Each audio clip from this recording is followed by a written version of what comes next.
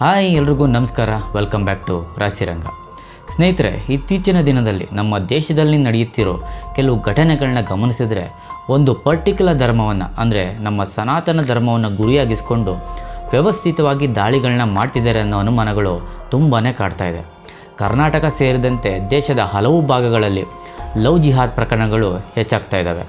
ಇನ್ನೊಂದು ಕಡೆ ಹೆಸರಾಂತ ಕಾರ್ಪೊರೇಟ್ ಕಂಪ್ನಿಗಳಲ್ಲಿ ಒಂದಾದ TCSನಲ್ಲಿ ಬಲವಂತವಾದ ಮತಾಂತರಗಳ ಆರೋಪಗಳು ಕೂಡ ಕೇಳಿಬರ್ತಾ ಇದೆ. ಜಾತ್ಯತೀತ ದೇಶ ಅಂತ ಹೇಳ್ಕೊಳ್ಳೋ ನಮ್ಮ ಭಾರತದಲ್ಲಿ ಹಿಂದೂ ಸಂಪ್ರದಾಯಗಳಿಗೆ ಮಾತ್ರ ಯಾಕೆ ಈ ಪರಿಸ್ಥಿತಿ? ಬನ್ನಿ, ಇವತ್ತಿನ ವಿಡಿಯೋದಲ್ಲಿ ಈ ಎಲ್ಲ ಕಂಪ್ಲೀಟ್ ವಿಚಾರಗಳನ್ನ ವಿವರವಾಗಿ ನೋಡೋಣ. ಮೊದಲನೇದಾಗಿ ಕರ್ನಾಟಕದ ಹುಬ್ಬಳ್ಳಿ, ಬಾಗಲಕೋಟೆ, ಕೊಪ್ಪಳ ಮತ್ತು ಬೆಂಗಳೂರಿನಲ್ಲಿ ಇತ್ತೀಚೆಗೆ ನಡೆದಂಥ ಘಟನೆಗಳು ಎಲ್ಲರನ್ನ ಬೆಚ್ಚಿಬೀಳಿಸಿವೆ. ಮುಸ್ಲಿಂ ಯುವಕರು ಹಿಂದೂ ಯುವತಿಯರನ್ನು ಪ್ರೀತಿಯನ್ನು ಹೆಸರಲ್ಲಿ ಬಲೆಗೆ ಬೀಳಿಸಿ ಅಶ್ಲೀಲ ವಿಡಿಯೋ ಮಾಡಿ ಬೆದರಿಕೆ ಹಾಕುತ್ತಿರೋ ಪ್ರಕರಣಗಳು ವರದಿಯಾಗಿದೆ. ಇದರಿಂದ ಮನನೊಂದ ಕೆಲವು ಹೆಣ್ಣುಮಕ್ಕಳು ಆತ್ಮಹತ್ಯೆಯೂ ಕೂಡ ಮಾಡ್ಕೊಂಡಿದ್ದಾರೆ. ಇದು ಬರೀ ಪ್ರೀತಿ ಅಲ್ಲ, ಇದೊಂದು ದೊಡ್ಡ ದಂಧೆ ಅನ್ನೋದು ಜನರ ಆಕ್ರೋಶಕ್ಕೆ ಕಾರಣ ಆಗಿದೆ.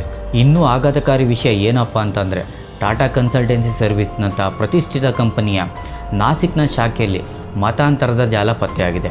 ಅಲ್ಲಿನ ಮಹಿಳಾ ಉದ್ಯೋಗಿಗಳಿಗೆ ಲೈಂಗಿಕ ಕಿರುಕುಳ ನೀಡದಲ್ಲದೆ ಬಲವಂತವಾಗಿ ಇಸ್ಲಾಂಗೆ ಮತಾಂತರ ಮಾಡಲಾಗ್ತಿದೆ ಅನ್ನೋ ದೂರು ದಾಖಲಾಗಿದೆ.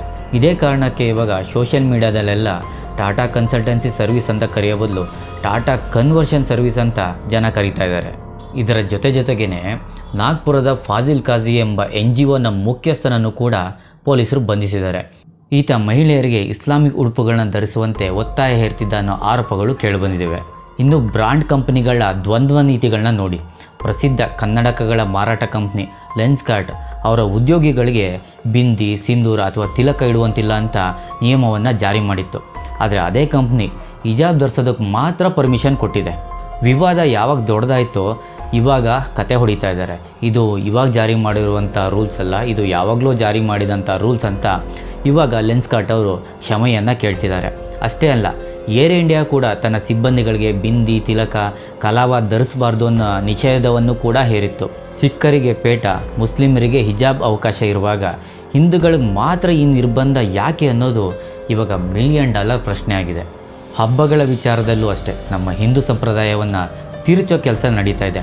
ಲೆನ್ಸ್ಕಾರ್ಟ್ ತನ್ನ ಪೊಂಗಲ್ ಜಾಹೀರಾತಿನಲ್ಲಿ ಸಾಂಪ್ರದಾಯಿಕ ಆಹಾರದ ಬದಲಿಗೆ ಖರ್ಜೂರವನ್ನು ತೋರಿಸ್ತಾರೆ. ಹಾಗೆ ಕೇರಳದ ರೆಸ್ಟೋರೆಂಟ್ ಒಂದು ವಿಷ್ಣು ಹಬ್ಬದ ಸಂದರ್ಭದಲ್ಲಿ ಕೃಷ್ಣನ ಫೋಟೋ ಪಕ್ಕದಲ್ಲಿ ಚಿಕನ್ನ ಇಟ್ಟು ಜಾಹೀರಾತನ್ನು ಕೊಟ್ಟು ಹಿಂದೂ ಧರ್ಮದ ಭಾವನೆಗಳಿಗೆ ಧಕ್ಕೆಯನ್ನು ತರ್ತಾರೆ. ಇನ್ನು ಹೆಸರಾಂತ ನಟ ಪ್ರಕಾಶ್ ರಾಜ್ ಅವರು ರಾಮಾಯಣದ ಕಥೆಯನ್ನೇ ವಿಲಕ್ಷಣವಾಗಿ ತಿರುಚಿ ಹೇಳೋ ಮೂಲಕ ಮತ್ತೊಂದು ವಿವಾದವನ್ನು ಸೃಷ್ಟಿ ಮಾಡಿದ್ದಾರೆ.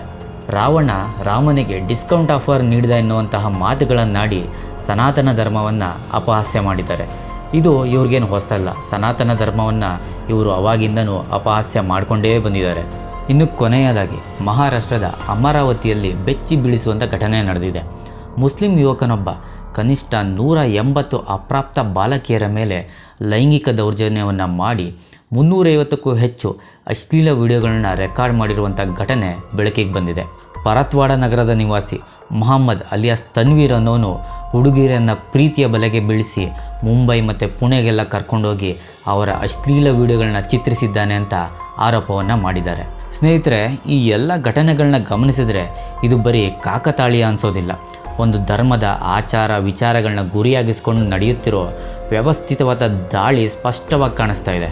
ನಿಯಮ ಎಲ್ರಿಗೂ ಒಂದೇ ಆಗಿರಬೇಕು. ಒಂದು ಧರ್ಮಕ್ಕೆ ಒಂದು ನ್ಯಾಯ, ಇನ್ನೊಂದು ಧರ್ಮಕ್ಕೆ ಇನ್ನೊಂದು ನ್ಯಾಯ ಅನ್ನೋದಾದರೆ ಇದು ಯಾವ ಸೀಮೆ ಸೆಕ್ಯುಲರಿಸಮು? ನೀವೇ ಹೇಳಿ. ಈ ವಿಚಾರದ ಬಗ್ಗೆ ನಿಮ್ಮ ಅಭಿಪ್ರಾಯ ಏನು ಅನ್ನೋದನ್ನ ಕಮೆಂಟ್ನಲ್ಲಿ ತಿಳಿಸಿ. ಹಾಗೆ ವಿಡಿಯೋ ಇಷ್ಟ ಆಗಿದ್ದರೆ ಎಲ್ಲರೂ ಚಾನಲ್ಗೆ ಸಬ್ಸ್ಕ್ರೈಬ್ ಮಾಡಿ, ಎಲ್ರಿಗೂ ಶೇರ್ ಮಾಡಿ, ಸಪೋರ್ಟ್ ಮಾಡಿ. ಮತ್ತೆ ಮುಂದಿನ ವಿಡಿಯೋದಲ್ಲಿ ಸಿಗೋಣ.